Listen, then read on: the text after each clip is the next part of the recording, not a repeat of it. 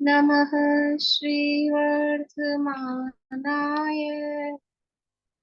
निर्धूतकलिलात्मने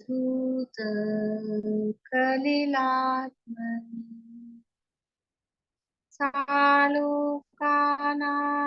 त्रिलोकानां यद्विद्यातर्पणायते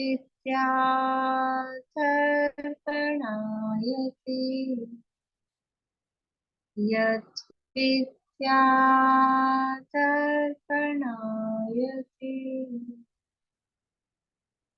सकल पाप बल प्रक्षालक श्री वर्धमान को करुण नमन लोकालोक प्रकाशित कर जिनकी विद्या है दर्पण जिनकी विद्या है दर्पण।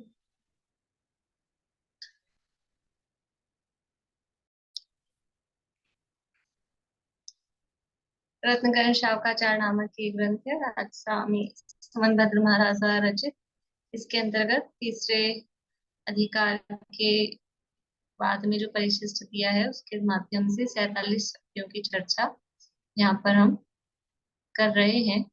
उन 47 शक्तियों के नाम, शीला अभी आप नाम सुना रहे हैं 47 शक्तियों के? रेणु जी। नहीं, मैं 47 शक्तियों के नाम नहीं सुना रही हूँ, अभी मुझे याद ही नहीं है। मैं वो आगे याद के शुरू के याद है मुझे। हाँ, सुनाई। जीवत्व से ही आत्मा जीता सदा मरता नहीं, जीती शक्ति से चेतन रहे यह जड़ कभी होता नहीं। भेदो रहित सामान्य सत्ता नित दिखे दृष्टि शक्ति से, हर वस्तु को सविशेष जाने ज्ञान शक्ति सदैव से। फिर है फिर क्या है, फिर कौन सी शक्ति है? सुख शक्ति। सुख शक्ति। हर सब यह आत्मा सुख शक्ति से सुख रूप रहता सर्वदा। निज फिर वीर्य शक्ति, निज द्रव्य गुण पर्याय को निज वीर्य से रचता सदा। फिर इसमें फिर प्रभुत्व इसका शक्ति, इसका इसका इसका प्रताप न हो ये खंडित, अजब प्रभुता जीव की। इसका प्रताप न हो ये खंडित, अजब प्रभुता जीव की। हर गुण सभी में व्यापते या आत्म शक्ति सदैव की। फिर है सर्वदर्शित्व शक्ति, हर लोक और अलोक की सामान्य सत्ता देखता। फिर है ये क्या नाम है, सर्वज्ञत्व शक्ति, हर द्रव्य गुण पर्याय को प्रत्यक्ष युगपत जानता। और फिर एक कौन सी स्वच्छत्व शक्ति, स्वच्छत्व शक्ति में सब गेय झलके ज्ञान में नित यह बस यहाँ तक। ऐसी रहे नित स्वच्छता। आगे के 2-3 कच्चे कच्चे हैं, बस यहीं तक की हूँ। बढ़िया बढ़िया। और किसी ने किए याद? ये वाले हिंदी वाले बोलिए कर। मैम हिंदी वाले तो नहीं किए, मैंने ऐसी शक्तियां याद की हैं, तो मुझे बोलिए 15 तक। बोलिए। जीवत्व शक्ति, चित्ती शक्ति, दर्शी शक्ति, दर्शी शक्ति, ज्ञान शक्ति, सुख शक्ति, वीर्य शक्ति, प्रभुत्व शक्ति, विभुत्व शक्ति, सर्वदार्शित शक्ति, उसके बाद फिर सर्वज्ञत्व शक्ति, स्वतंत्र शक्ति, प्रकाश शक्ति, असंकुचित असंकुचित विकासत्व शक्ति, अकार्य अकार्य कार्य कारण याद है। परिणाम परिणय में शक्ति, परिणाम्य परिणामकत्व शक्ति, परिणाम में परिणाम शक्ति, त्यागो उपादान शून्यत्व शक्ति। बस मैम। ठीक है, कोई। चलिए, इस तरह से ये 47 शक्तियों की चर्चा हमने प्रारंभ की है। ये 47 शक्तियां हैं, ये आत्मा का वैभव, अपने वैभव की हमें खबर नहीं है, उसका ज्ञान आचार्य देव हमको यहाँ पर करा रहे हैं। इसमें से सबसे पहले जीवत्व शक्ति क्या कहती है? जीवत्व से ही आत्मा जीता, सदा सदा जीता है। ये जीवत्व शक्ति कहती है कि मैं हमेशा जिंदा रहूंगा। तो जीवत्व शक्ति को जानने से क्या लाभ है? कि मरने का जो डर है, अपना अस्तित्व खत्म होने का जो डर है, वो खत्म हो जाता है। और दूसरी बात, मरूंगा तो नहीं, जीऊंगा, लेकिन किसी के हम तो क्या है, स्त्रियां हैं, तो किसके आश्रय से जी रहे हैं? कि बचपन में पिताजी के आश्रय से, फिर बड़े हुए तो पति के आश्रय से, फिर वृद्धावस्था में पुत्र के आश्रय से। ऐसा कहा जाता है, स्त्रियों का जीवन तो ऐसा ही है। तो क्या हमारा जीवन, मेरा जो जीवत्व है, वो किसी के पर के आश्रय से है? गोलियों के गोलियों के सहारे ही जिंदा है, ऐसा बोलते हैं लोग दुनिया में। गोलियों के सहारे ही जिंदा है हम तो, कि वेंटिलेटर के सहारे जिंदा है, कि कोई ऑक्सीजन लग रही है उसके सहारे जिंदा है। किसके सहारे जिंदा है? माता पिता, भाई बहन, पति पत्नी, रुपया पैसा, धन दौलत, रोटी कपड़ा मकान, किसके आश्रय से जिंदा है? तो जो मेरा जीवत्व है वो अपने ही आधार से है। जीवत्व शक्ति क्या बता रही है? मैं कभी मरूंगा नहीं, मरता नहीं हूँ। और जो मैं जिंदा हूँ, तो अपनी जीवत्व शक्ति से जिंदा हूँ, किसी और के सहारे से मैं जिंदा नहीं हूँ। आयु कर्म के आधार से तो जिंदा है ना, आयु कर्म के सहारे से तो जिंदा है। निज आयु से जीवित रहे, सब आयु से जीवित रहे, तो कुंदुनाचार्य ने कहा है कि आयु से जीवित रहते हैं, कि वो सब व्यवहार प्राणों की बात है। आयु के बिना कोई जीवित दिखाई देता है क्या? कोई दिखता है क्या बिना आयु के जिंदा? हम मना कर रहे हैं। अरे थोड़ा ऊपर देखो, ऊपर दिखते हैं कि नहीं दिखते बिना आयु के? सिद्ध भगवान जिंदा है कि मर गए? सिद्ध भगवान जीवित है कि मरे हुए हैं? जिंदा है सदा। सिद्ध भगवान तो दिख रहे हैं, लेकिन जो अभी यहाँ संसार दशा में जो आयु से जीवित दिख रहे हैं, इस संसार दशा में जो आयु प्राण के माध्यम से जो जीवित दिख रहे हैं, वो भी आयु से जीवित नहीं है। जो हम अभी आयु से जीवित दिख रहे हैं ना, जब तक मनुष्य आयु है तब तक जीवित हैं। और कितनी स्थिति खराब हो, लेकिन जब तक आयु रहेगी तब तक जिंदा रहेंगे। ये जो आयु से जीवित रह रहे हैं, वो भी आयु से जीवित नहीं है। असली आयु क्या है? असली आयु तो चैतन्य आयु है। और उसका टाइम पीरियड कितना है चैतन्य आयु का? अनादि अनंत है। इसलिए सब अपने चैतन्य प्राणों से ही जीवित हैं। आयु से जो जीवित जीवन कहा जा रहा है, या 10 प्राणों से, श्वासोच्छ्वास और इंद्रियां, मन, बल, ये सब तो व्यवहार व्यवहार जीव की बात है। व्यवहार से ही वो जीवत्व कहा जाता है। तो मैं अब जिंदा हूँ, जिंदा रहूंगा, और किसी दूसरे के आधार से मैं जिंदा नहीं हूँ। मेरा जीवत्व अपने ही आधार से है। अब ये जो मेरा जीवत्व है, लेकिन ये जीवत्व कैसा है कि मर मर के नहीं जीऊंगा। ऐसे बोलते हैं मर मर के जी रहे हैं। तो मर मर के जीना मतलब कि जड़ हो होकर जीना। तो मेरा जीवत्व है वो चैतन्य स्वरूप है। और देखो ये जो शक्तियां कही ना, ये शक्तियां कहाँ कहाँ है? कि द्रव्य में भी है, गुण में भी है, पर्याय में भी है। इसका मतलब क्या है? कि मेरा द्रव्य, मैं, जैसे चिति शक्ति है, चिति शक्ति द्रव्य में है, गुण में है, कि पर्याय में है, कि तीनों में है? कि मेरा द्रव्य चैतन्य स्वरूप है, मेरे गुण चैतन्य स्वरूप हैं, और मेरी जो पर्याय आ रही है, वो पर्याय भी कैसी हैं? मुझ में चिति नाम की शक्ति है, चैतन्य नाम की शक्ति है। तो मैं जो द्रव्य हूँ वो कैसा हूँ? चैतन्य स्वरूप हूँ। और मेरे जो अनंत गुण हैं, तो एक चिति शक्ति ही चैतन्य रूप है, कि जो अनंत गुण है वो सारे के सारे चैतन्य रूप है? सारे गुण, अनंत गुण चैतन्य रूप है। अस्तित्व गुण चैतन्य रूप है क्या? कि जो चैतन्य है, जो जीव है, उसका अस्तित्व चैतन्य रूप ही है। फिर पुद्गल का भी अस्तित्व चैतन्य रूप है क्या? कि पुद्गल का अस्तित्व वो पौद्गलिक है, लेकिन मेरा अस्तित्व कैसा है? चैतन्य रूप। मेरा ज्ञान गुण कैसा है? ज्ञान तो है ही चैतन्य स्वरूप। सुख गुण कैसा है, वो भी चैतन्य स्वरूप। वीर्य गुण कैसा है, वो भी चैतन्य स्वरूप। तो अनंत गुण चैतन्य स्वरूप है।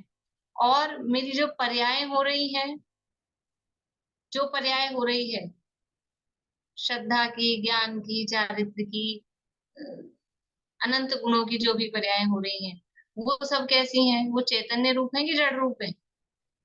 वो सारी पर्याय भी चैतन्य रूप ही है। तो हर शक्ति द्रव्य में भी है, गुण में भी है, पर्याय में भी है। ज्ञान में लगा लो, हर शक्ति में लगा लो, किसी किसी में एकदम अच्छे से समझ में आएगा, किसी में थोड़ा अनुमान से जानना पड़ेगा। ऐसा है मेरा द्रव्य ज्ञान स्वरूप, मेरे गुण ज्ञान स्वरूप, और जो पर्याय हो रही हैं वो भी कैसी हैं? वो भी ज्ञान स्वरूप है।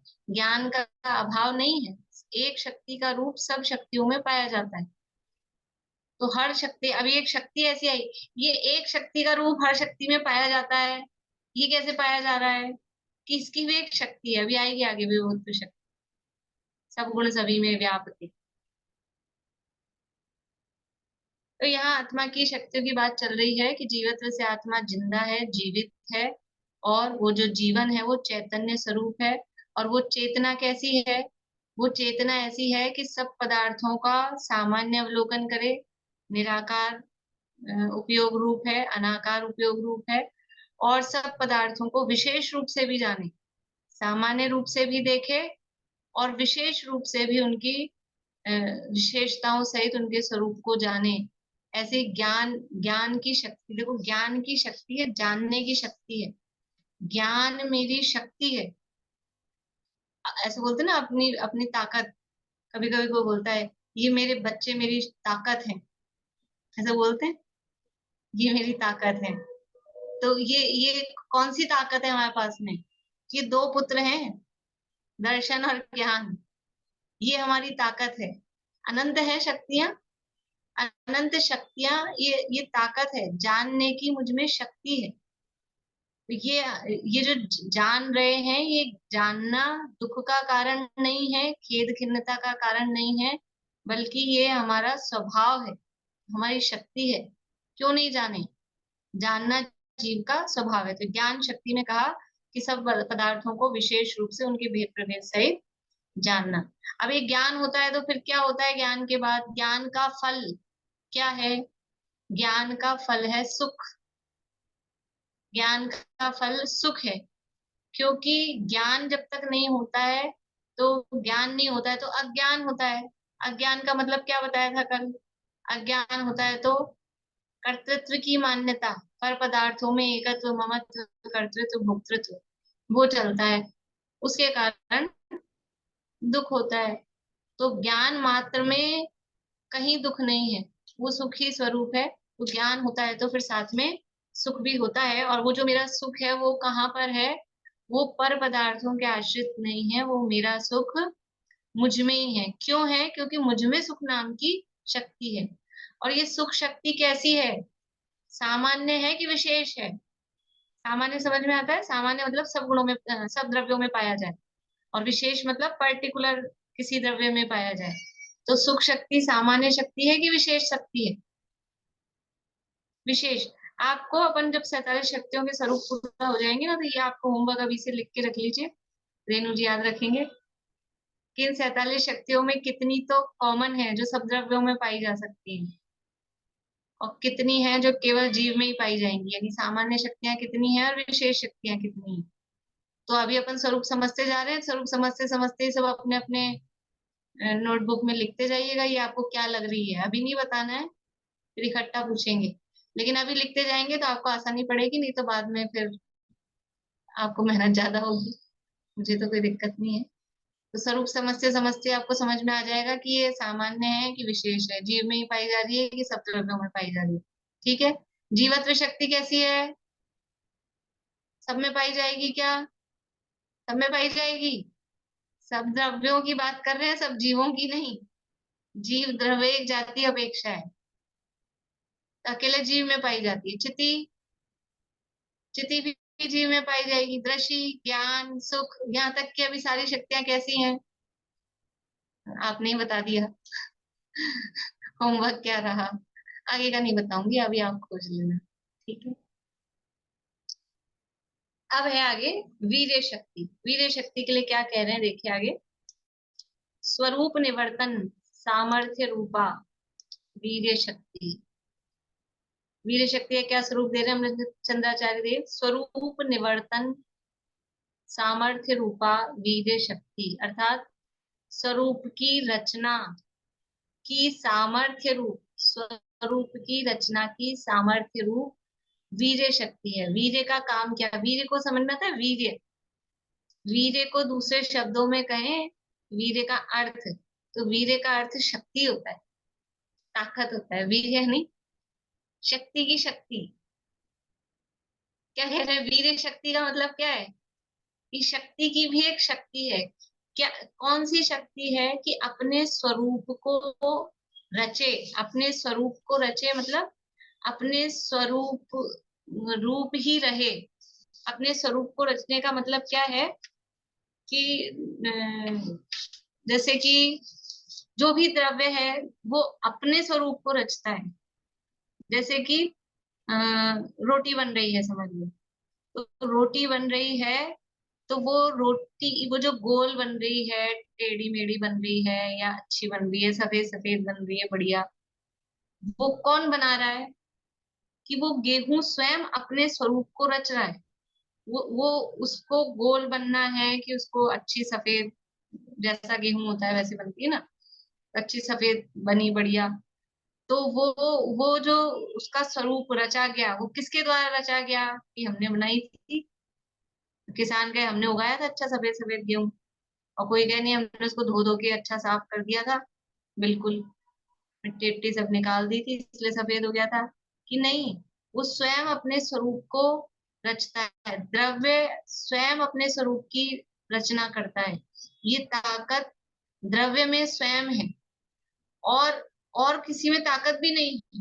दूसरा व्यक्ति, दूसरा पदार्थ किसी और के स्वरूप को रचे, करे, ऐसा तीन काल में कभी होता ही नहीं। अपने स्वरूप की रचना की सामर्थ्य उस वस्तु में स्वयं में होती है। तो यहाँ वीर्य शक्ति क्या कह रहे हैं कि निज द्रव्य गुण पर्याय को निज वीर्य से रचता सदा। ये है ना उसमें पंक्ति, निज द्रव्य गुण पर्याय को, कि अपने द्रव्य गुण पर्याय की रचना करे। स्वरूप की रचना करना का मतलब क्या है? कि अपने स्वरूप रूप रहना। ये अपने स्वरूप की रचना करने का मतलब क्या? नया बनाता है क्या? जीव अपने आप को नया बनाता है क्या? नया पैदा होता है क्या? कि नया नहीं पैदा होता है। तो रचना करने का मतलब क्या है? कि वो जीव जीव जीव जीव जीव जीव जीव जीव रूप बना रहे। देखा अभी समझ में आ रहा है? जीव जीव रूप ही बना रहे, वो जड़ नहीं हो जाए, धर्म धर्म आकाश काल रूप नहीं हो जाए। ये अपने स्वरूप की रचना, इसका नाम है स्वरूप की निवर्तन। स्वरूप निर्वर्तन, निर्वर्तन शब्द कहीं पढ़ा है? निर्वर्त शब्द पढ़ा है कहीं, याद आ रहा है?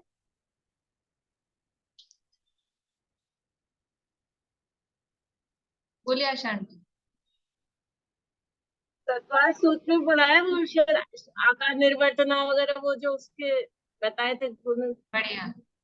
वो छठे अध्याय में है, मूल गुण हाँ निर्वर्तना, उत्तर गुण हाँ निर्वर्तना, हाँ। आश्रव के जो कारण है उसमें। बढ़िया। ये और गुण तो साधारण है मैडम, है ना? हाँ, और अभी दूसरे अध्याय में निर्वर्ती शब्द पढ़ा है। दूसरे अध्याय में कहाँ पढ़ा है? तो याद आ गया? फिर भी सब लोगों को नहीं आया? बोलिए सुलोचना। निर्वर्ती उपकरणे द्रव्येंद्रिय। निवृत्ति उपकरणे द्रव्येंद्रियम, ठीक है ना? तो निवृत्ति का अर्थ क्या किया है वहां पे? रचना करने का नाम निवृत्ति है। रचना, निवृत्ति का अर्थ रचना होता है। और यहाँ पे भी निर्वर्तन शब्द है, वो निवृत्त से ही बना है, वह निवृत्ति या निर्वर्तन। इसलिए यहाँ रचना, स्वरूप की रचना करना। और वहां भी जो मूल गुण निर्वर्तना, उत्तर गुण निर्वर्तना, जो उसमें अधिकरण, अजीव अधिकरण के भेद में है ना, वहां पर निर्वर्तना निक्षेप संयोग निसर्गात चतुर्विध त्रिभिदा, छठे अध्याय में सूत्र है अजीव अधिकरण के भेदों में। तो वहां भी निर्वर्तन में वहां रचना ही अर्थ है, मूल गुण निर्वर्तना, उत्तर गुण निर्वर्तना। तो निर्वर्तन का अर्थ होता है रचना। रचना करना मतलब उत्पन्न करना, बनाना। तो शब्द तो कह रहे हैं रचना करना। तो जीव अपने आप को उत्पन्न करता है क्या? कि हाँ, क्या आप कभी तो कहते हो कोई बनाता नहीं है जीव को, और अभी कह रहे हो वो अपने आप को बनाता है? कि वो द्रव्य अपने आप को स्वयं बनाता है, अपना कर्ता धर्ता द्रव्य स्वयं है। वो वस्तु स्वयं अपना रचना करती है, स्वयं से होती है। स्वयं से होती है का मतलब कहीं से सामान लाके इकट्ठा करके बनाए ऐसा नहीं, लेकिन वो वस्तु स्वयं अपनी पर्याय गुण पर्याय रूप से परिणमित हो रही है ना, उसमें परिणमन हो रहा है ना, वही उसकी रचना है। तो जीव के गुण चैतन्य स्वरूप है, उसकी पर्याय चैतन्य स्वरूप है, वो चैतन्य स्वरूप ही रहता है, जीव रूप ही रहता है। ऐसे अपने स्वरूप को कब बनाता है? कब बनाता है? या कब बना दिया? एक बार बना लिया तो बना हुआ है? प्रति समय, प्रति समय अपने स्वरूप की रचना कैसे करता है? कि वीर्य नाम का गुण है, वीर्य नाम की शक्ति है। वीर्य का अर्थ हम अभी उन्होंने कहा था शक्ति करते हैं, ताकत। दूसरे शब्द उसको पुरुषार्थ भी बोलते हैं। तो ये वीर्य है, ये क्या पुरुषार्थ है, क्या ताकत है? कि अपने को ही बनाए, बस इतनी ताकत है। देखो ताकत कितनी है कि अपने स्वरूप को रचे, अच्छी से रचे, भरपूर तरीके से, इतनी ताकत है। लेकिन दूसरे शब्दों में कहें तो इतनी ही ताकत है कि अपने को ही बनाए, पर का कुछ करे, पर में कुछ करे, ऐसी वीर शक्ति नहीं है। पर की रचना करे, किसी और को बनाए, पर द्रव्य को बनाए, पर द्रव्य की रचना करे, ये ताकत तो है ही नहीं। और पर के लक्ष्य से जो भाव हो रहे हैं, विकारी भाव हो रहे हैं, मोह राग द्वेष को तो करेगा जी। कि ये भी जीव की ताकत नहीं है, मोह राग द्वेष को करना भी वास्तव में, क्योंकि वो जीव का स्वरूप नहीं है। अपने स्वरूप को रचना वही ताकत है। अच्छा बताओ, शरीर में ऐसा होता है कोई भी घाव हो जाए, कोई बीमारी हो जाए, तो जो समझ लो नेचुरोपैथी वाले होते हैं, आयुर्वेद वाले होते हैं, वो होते हैं शरीर में खुद में ताकत होती है, शरीर अपने आप उसको भरता है, कवर करता है, हील करता है। सुना आप लोगों ने कि शरीर खुद वो रिकवरी करता है? तो शरीर में ये ताकत है ना, शरीर की ताकत। क्या ताकत है? कि अपने स्वरूप को रचे, जो भी समझ लो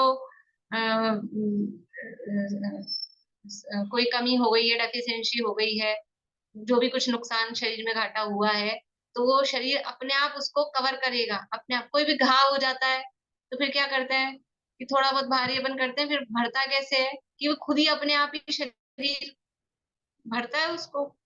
तो शरीर अपने आप को करता है। लेकिन क्या ऐसा कभी कोई कहते हैं कि ये शरीर की ताकत है कि बुखार करे? ऐसा कभी सुना आपने? शरीर की ताकत है कि शरीर अपने को रिकवर कर लेगा, और होता भी है, अपने आप को रिकवरी होती है। देखो जब जब ज्यादा वीकनेस होती है, बीमारी हुई है और बीमारी से उठे हैं, तब हम कितना अच्छा खाते पीते हैं, मतलब ताकत के लिए दवाइयां भी, और खाने पीने में भी खूब फ्रूट्स जूस और ये वो, लेकिन कमजोरी बनी रहती है। और फिर क्या होता है, जैसे समय गुजरता है ना, अपने आप टाइम पास होता है, 1 महीना 2 महीना यथा योग्य जैसी बीमारी हो, उस हिसाब से टाइम बीतता है, अपने आप ताकत आ जाती है, और खाना पीना नॉर्मल सा हो जाता है, ज्यादा खाने पीने का भी नहीं चलता है, दवाइयां बंद हो जाती है, और वो अपने आप। तो ये किसने किया है? ये स्वयं। क्यों? क्योंकि वीर्य का काम है, ताकत का काम है अपने स्वरूप को रचना। तो शरीर, अभी तो शरीर को अपन द्रव्यमान के उदाहरण में ले रहे हैं, तो वो अपने को रचता है। लेकिन विकार को करे, कि शरीर की इतनी ताकत है, बुखार को करता है, ऐसा कोई कहता है? ऐसा कहेंगे तो क्या लगेगा कि शरीर की ताकत नहीं तो कमजोरी। बुखार कब होता है, खांसी जुकाम कब होते हैं? वीर्य से होते हैं कि कमजोरी से होते हैं? वो तो कमजोरी है, उसको नहीं कहा जाएगा। कोई ये कहे देखो मुझ में कितनी ताकत है, हर हर हफ्ते बुखार होता है मेरे मेरे शरीर में कितनी ताकत है, ऐसा कोई कहता मिलेगा? और कोई कहेगा? हंस रहे हैं आप लोग। तो जो विकार हो रहा है, जो विकृति हो रही है, वो तो कमजोरी है, वो उस गुण का परिणाम नहीं है। लेकिन अपने स्वभाव रूप रहना, स्वरूप रूप रहना, वो वीर्य गुण का परिणमन है, वो उसकी ताकत है। तो ऐसे जीव में लगाना। बोलिए नीलम दादी कुछ कह रहे हैं। अपन ऐसे कहते हैं ना, जब बहुत लंबी बीमारी के बाद वो ठीक होने वाला होता है, हम उसको ये बोलते हैं ना कि तुम चलोगे फिरोगे तो ताकत आएगी शरीर में, तभी चलने फिरने की शक्ति आएगी। हाँ, वो शरीर खुद खुद वो हाँ। ताकत बनाता है। ठीक। तो अपने स्वरूप की रचना करना, ये वीर्य शक्ति का काम है। समझ में आ रहा है? भाव समझ में आ रहा है कि नहीं आ रहा? स्वरूप की रचना मतलब इसमें थोड़ा गहरा भाव है। अब वो उसके लिए शब्द तो वही है, और उदाहरण के माध्यम से कुछ आप लोगों को जितना समझ में आ जाए। अपने स्वरूप को रचना, बैठ के विचार करना कि स्वरूप को रचने का मतलब क्या, मेरा स्वरूप क्या है। तो अपना स्वरूप कैसे बनता है कि द्रव्य, क्षेत्र, काल, भाव। मेरा द्रव्य क्या है, मेरा क्षेत्र क्या क्या है, मेरा काल क्या है, मेरा भाव क्या है। उस रूप से मैं वही रहूं, उसी रूप रहूं, ये मेरी ताकत है। मुझ में एक वीर्य नाम का गुण है, वीर्य नाम की शक्ति है। तो मैं द्रव्य से खंडित नहीं होता, क्षेत्र से खंडित नहीं होता, काल से खंडित नहीं होता, भाव से खंडित नहीं होता। द्रव्य, क्षेत्र और काल, भाव से खंडित होता कभी न मैं। ज्ञान मात्र सुविशुद्ध भाव हूँ, ध्रुव शुद्धात्म स्वरूपी में। द्रव्य से खंडित नहीं होता। देखो ताकत होती तब तब तो खंडित नहीं होगा ना। कोई चीज मजबूत होती है तो वो खंडित खंडित समझते ना, टूटना फूटना, टूटेगी फूटेगी नहीं। तो मैं द्रव्य से खंडित नहीं होता मतलब जीव था, जीव हूं, जीव रहूंगा। मैं द्रव्य से खंडित नहीं होता कि कभी जीव और कभी भूतगल, ऐसा नहीं। क्षेत्र से खंडित नहीं होता कि असंख्यात प्रदेशी था, असंख्यात प्रदेशी हूं, असंख्यात प्रदेशी रहूंगा, चाहे जिस किसी भी शरीर में चले जाऊं, अणुगुरु देह परमाणु, छोटे में जाऊंगी बड़े में जाऊं। लेकिन क्षेत्र मेरा कितना है, असंख्यात प्रदेशी। मैं क्षेत्र से खंडित नहीं होता। कोई प्रदेश टूट के अलग हो जाए, क्यों नहीं हो रहा है? कोई प्रदेश टूट के ये समुद्घात हो जाता है, जब फिर वो टूट जाते होंगे आत्मा के प्रदेश, अलग अलग प्रदेश नहीं टूटते। ये हाथ कट जाए, पैर कट जाए, कोई चीटी चीटी मक्खी मच्छर होते हैं ना, ऐसे लोग तो मार देते हैं तो तोड़ देते हैं। तो ये शरीर के टुकड़े होते हैं, आत्मा के टुकड़े नहीं होते। प्रदेश से खंडित नहीं होता। काल से खंडित नहीं होता। काल से कैसे खंडित नहीं होता? काल से खंडित नहीं होता का मतलब है, एक समय ऐसा बताओ अनादि काल से लेके आज तक जब मैं नहीं हूं। सोचा कभी? अनादि काल से लेके आज तक एक समय, एक पॉइंट ऐसा बता दो जब मैं नहीं हूं। सोचो अपने आप में। यहाँ तो हम कह सकते हैं मैं 2 तारीख से लेके इतनी तारीख तक मैं नहीं थी। कि यहाँ वो जो नहीं थी कह रहे हैं ना, वो किसी पर्याय की अपेक्षा कह रहे हैं, किसी क्षेत्र की अपेक्षा कह रहे हैं, सर्वथा नहीं है ऐसा नहीं। वो तो क्षेत्र विशेष की अपेक्षा कह रहे हैं ना, यहाँ नहीं थे, जयपुर में नहीं थे, कि घर में नहीं थे, कि कहाँ नहीं थे।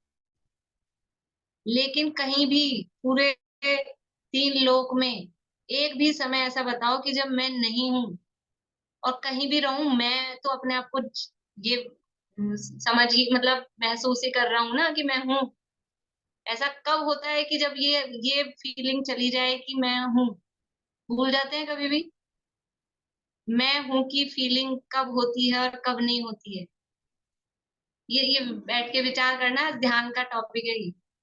10 मिनट बैठ के सबको ध्यान करना है कि मैं हूं की फीलिंग कब होती है, कब चली जाती है, कब छूट जाती है, कब नहीं रहती।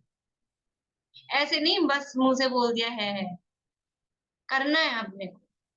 ये इसीलिए हमको जवाब नहीं मिलते, इसीलिए हमको भाव ख्याल में नहीं आते कि हमारे पास जवाब रटे रटाए हैं सारे। क्योंकि सुन सुन के इतने पक गए हैं, पक्के हो गए हैं कि सारे जवाब पता है अपने। वो वाले जवाब नहीं चाहिए, अंदर से आने चाहिए, अंदर से आने चाहिए। हमारे चिंतन की जो धारा है ना, मतलब चिंतन की जो शक्ति है, वो सब रुक गई है। बहुत टाइम से सुनने का पढ़ने का ऐसा एक रूटीन हो गया है बस, चाहे पढ़ने का चाहे सुनने का। तो वहाँ कान से सुनते हैं, आंख से पढ़ते हैं, दिमाग आराम से बैठा है। दिमाग को काम में लेना है। अनुभूति के लिए क्या लिखा, अनुभव कब होता है, वस्तु विचारत ध्यावते मन पावे विश्राम। वस्तु के स्वरूप का इतना विचार करो, इतना विचार करो, इतना विचार करो कि क्या हो जाए, कि वो मन थक जाए। और वो मन थक जाए, अब उसको विश्राम चाहिए। तब वो विश्राम जो पाएगा तो रस स्वादत सुख उपजे। हम थकाते नहीं। अच्छी नींद कब आती है, अच्छी नींद कब आती है, तो खूब थके हो ना, फिर तो नींद ना देखे टूटी खाट, फिर गर्मी हो रही है, लाइट आ रही है नहीं आ रही है, पंखा चल रहा है नहीं चल रहा है, फिर तो ऐसे पड़ते हैं नींद आ रही है, जो पूछो मत कहीं भी। तो ऐसे ही वो अनुभव कब होगा, अनुभव क्यों नहीं हो रहा है, कि थकाते ही नहीं मन को, मन को थकाते ही नहीं है, वो जिज्ञासा होती ही नहीं है, खाली उथले उथले रहते हैं। तो वस्तु स्वरूप का चिंतन मनन विचार इतना करें, इतना करें, किसी भी बात को लेके वो रटा रटाया जो लिखा लिखाया है वो नहीं, वहां तो लिखा है, यहाँ लखना है। उसको लखने के लिए सोचना विचारना पड़ेगा। और जब वो मन विचार करेगा, मन मिला है तो काम क्या है उसका, विषय भोग का विचार करना, ये मन का काम है क्या। वो तो सब बहुत चलता है, सारे दिन बैठे बैठे मन में ये प्लानिंग, वो अभी यहीं बैठे बैठे प्लानिंग चल जाएगी। 3:30 से ऊपर हो जाए तो क्या बनाना है क्या नहीं बनाना यही चालू हो जाएगा। तो वो तो सब चलता है। ये मन इसलिए मिला है, अपने आत्म स्वरूप का विचार करें। ये शक्ति की बात चल रही है, ये शक्ति है ना, ये भी तो ताकत है ना हमारी। ये शक्ति अकेले, वीर्य नाम की शक्ति देखो, अब ये जो एक शक्ति का रूप सब शक्तियों में है ना, ये हर में अपने को अप्लाई करना है। ऐसे नहीं बोलते मेरे ज्ञान की शक्ति, मेरे जानने की ताकत कितनी है, ये ज्ञान की शक्ति, दर्शन की शक्ति, सुख की शक्ति, श्रद्धा की शक्ति, चारित्र की शक्ति, एक शक्ति का रूप सब शक्तियों में है। आगे की तो शक्तियों के भी अपन ने स्वरूप नहीं पढ़े ना, नहीं तो सब में लगेगा। ये शक्ति है अपनी, ये आत्मा में एक वीर्य नाम की शक्ति अपने स्वरूप को रचे। तो द्रव्य क्षेत्र काल भाव की बात कर रहे थे अपन, काल से खंडित नहीं होता, काल से खंडित नहीं होता, यानी कि अगर ऐसा हो जाए ना कि अनादि काल से लेके एक समय बस बीच में मैं गायब हो गया था, अगर एक समय बीच में गायब हो गया तो वो ब्रेक पड़ गया कि नहीं पड़ गया, ब्रेक पड़ेगा कि नहीं पड़ेगा, ये अखंड धारा नहीं रहेगी।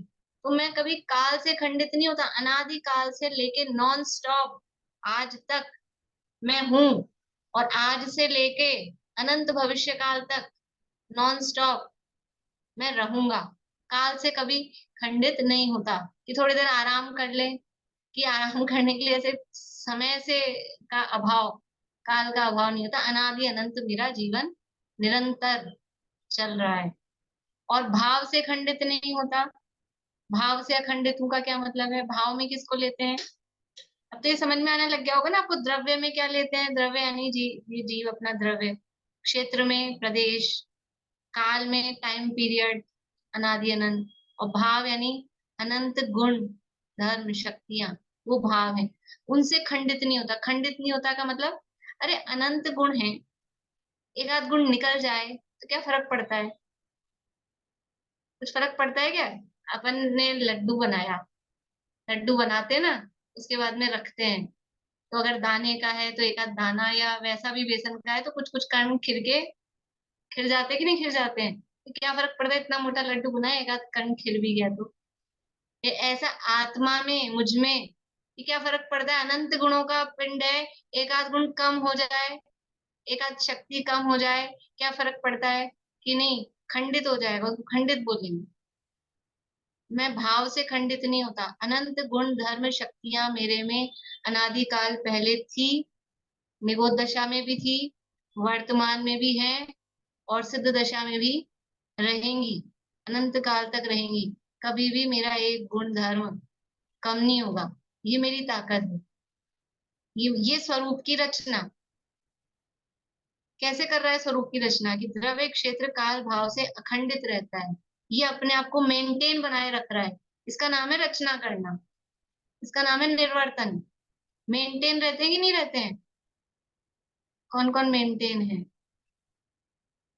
कौन कौन मेंटेन है? दीपिका जी मेंटेन है, मेंटेन करते हैं। सरिता जी इस, इस योगा वोगा कुछ जिम नहीं?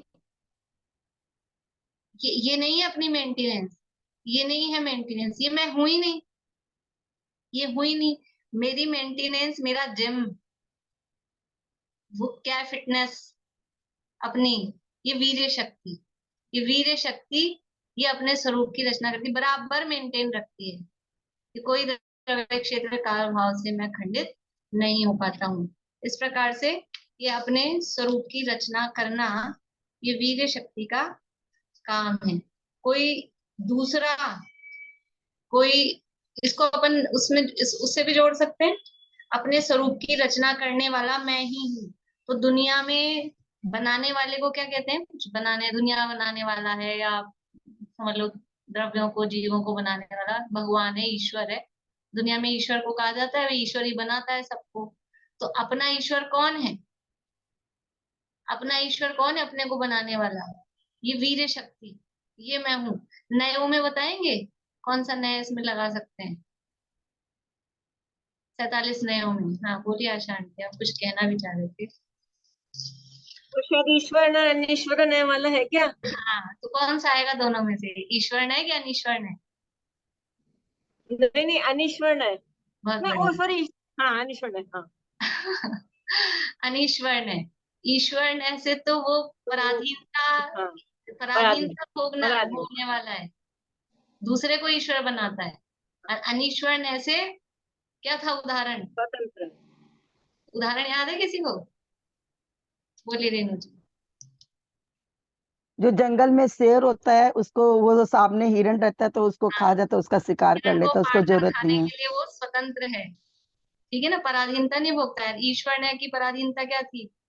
वो दूध, जो माँ का दूध वो जो मिलता हाँ, है हाँ, दुकानों में, वो वाला। ढाई, ढाई ढाई के दूध माँ, पर ढाई के। आश्रित बालक।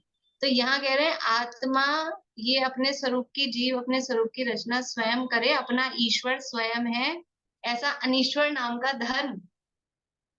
जीव अपना ईश्वर स्वयं है, दूसरा कोई ईश्वर उसका नहीं है। ये वीर्य शक्ति उस अपने अनीश्वर धर्म को कहो, अनीश्वर का मतलब है अन्य कोई ईश्वर नहीं है, अपने ईश्वर स्वरूप को बता रही है। और ये वीर्य शक्ति है, ये कहाँ कहाँ है? वही जो शुरू में कहा था, द्रव्य में भी वीर्य है, गुण में भी वीर्य है, और पर्याय में भी वीर्य है। पर्याय में क्या वीर्य है? पर्याय में क्या ताकत है? कि वो हर समय हो। एक समय की पर्याय में कितनी ताकत है? देखो एक समय की पर्याय में कितनी ताकत है कि जब स्वरूप से विमुख है, तो एक समय की पर्याय, एक समय का जीव का भाव कितने कर्म परमाणु बांधता है? कितने कर्म बनते हैं एक समय में? प्रति समय कितने कर्म बनते हैं? बोलिए अनीता जी। असंख्यात। असंख्यात। गलत जवाब। कितने बनते हैं रेखा जी? अनगिनत। कितने बनते हैं? अनगिनत मतलब कि समझ नहीं आ रहा शब्द।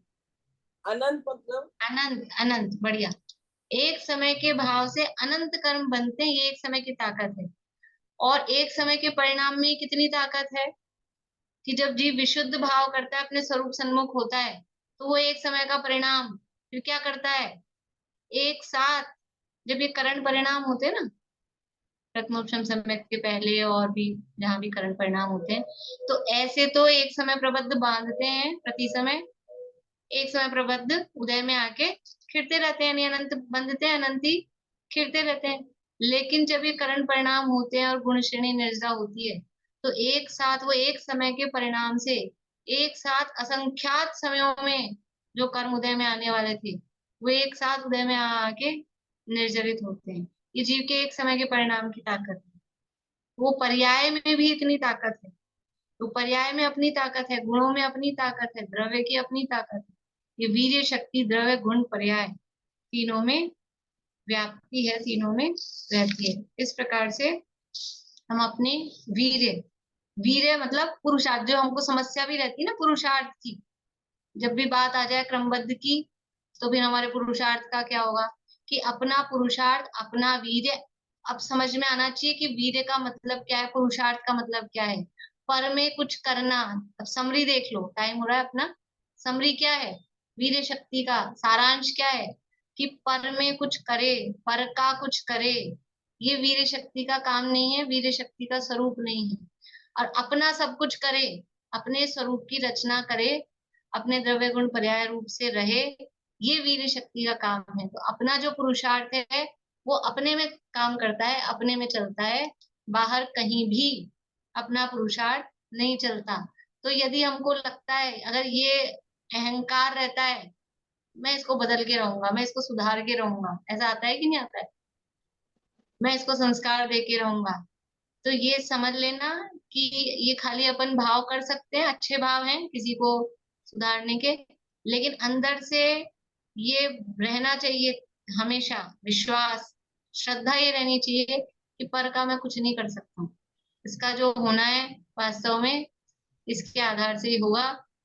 कभी भाव आता है, अपन कहते हैं और वो सुधरता है तो निमित्त मात्र हो सकते हैं, लेकिन वास्तव में पर का मैं कुछ भी नहीं कर सकता। पर का मैं नहीं कर सकता और पर भी मेरा नहीं कर सकता, कोई दूसरा मुझे कुछ बिगाड़ दे, बदल दे, ऐसा नहीं है। अपना वीर्य अपने ही पास है। बोलिए आशा। जब पर्याय स्वतंत्र है तो फिर ये अपना भाव, अपने परिणमन, पाव भाव हो रहे हैं, खराब भाव हो रहे हैं, ये सब परिणमन जो हो रहा है, ये सब क्या है? जब पर्याय स्वतंत्र ही है तो अपने आप ही होती है।